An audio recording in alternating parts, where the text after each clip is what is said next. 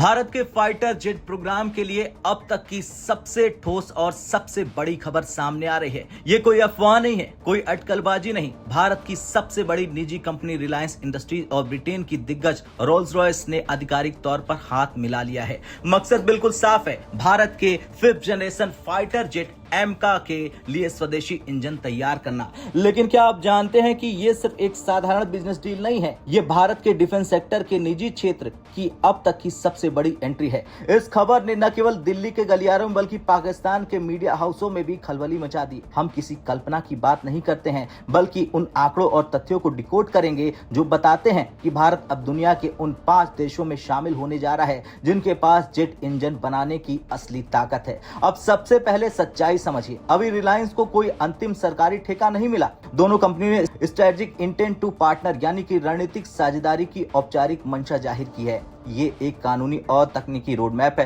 प्रस्ताव के मुताबिक दोनों कंपनियां भारत में एक एरोस्पेस गैस टरबाइन कॉम्प्लेक्स स्थापित करने की योजना बना रही हैं। इसका लक्ष्य सिर्फ विदेशी इंजन को भारत में असेंबल करना नहीं, बल्कि इंजन की डिजाइन, इंजीनियरिंग, मैन्युफैक्चरिंग और सप्लाई चेन यानी शुरू से लेकर अंत तक सब कुछ भारत में विकसित करना है। रिलायंस अपना विशाल मैन्युफैक्चरिंग इंफ्रास्ट्रक्चर लगाएगा और रोल्स रॉयस अपनी दशकों की एडवांस प्रोपल्शन तकनीक यानी कि टेक्नोलॉजी। अब बात करते हैं उस विमान की जिसके लिए ये सब हो रहा, एमका यानी कि एडवांस मीडियम कॉम्बैट एयरक्राफ्ट। ये भारत का भविष्य का स्टील फाइटर जेट है।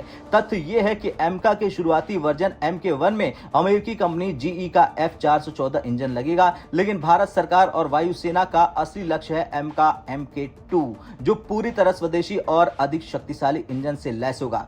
ये वो जगह है जहां रिलायंस और रोल्स रॉयस की पार्टनरशिप गेम बदल देगी। हमें एक ऐसा इंजन चाहिए जो 110 से 120 किलो न्यूटन का थ्रस्ट पैदा कर सके ताकि हमारा विमान सुपर क्रूज यानी कि बिना आफ्टर बर्नर के सुपरसोनिक रफ्तार कर सके। यहाँ एक और बड़ा फैक्ट है, रिलायंस रोल्स रॉयस के सामने फ्रांस की कंपनी सफ्रान की कड़ी चुनौती। दोनों कंपनियां भारत को अपनी सबसे बेहतरीन तकनीक देने का वादा कर रही हैं। रोल्स रॉयस का प्रस्ताव बहुत आक्रामक है। उन्होंने जून 2026 में कहा था कि अगर डील फाइनल होती तो साल 2030 तक इंजन कोर का परीक्षण भारत में हो सकता है और साल 2036 तक सीरियल प्रोडक्शन शुरू हो जाएगा। ये एक बहुत ही स्पष्ट टाइमलाइन है जिस पर भारत सरकार गंभीरता से विचार कर रही है।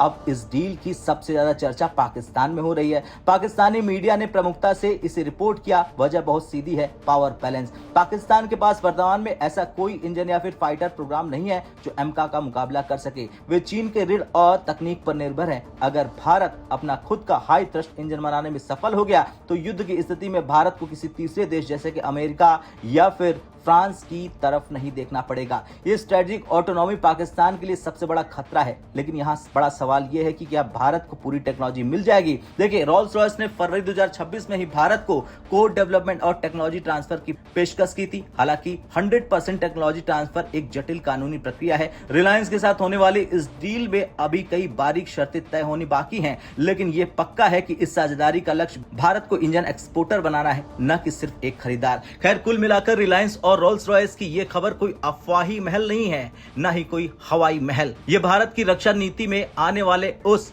बड़े बदलाव का हिस्सा है जहां प्राइवेट सेक्टर और ग्लोबल एक्सपर्ट्स मिलकर काम करेंगे। इंजन बनाना दुनिया की सबसे कठिन इंजीनियरिंग चुनौतियों में से एक है। अगर रिलायंस और रोल्स रॉयस की ये मंशा हकीकत में बदल गई तो साल 2030 का दशक भारतीय वायुसेना के लिए एक स्वर्णिम युग होगा। अब आपकी बारी, आपको क्या लगता है कि रिलायंस और रोल्स रॉयस की ये महाजोड़ी फ्रांस के सैफरान को पछाड़ पाएगी और क्या साल 2036 तक हम अपना स्वदेशी इंजन आसमान में देखेंगे? हाँ या ना में कमेंट कर अपनी राय जरूर लिखें।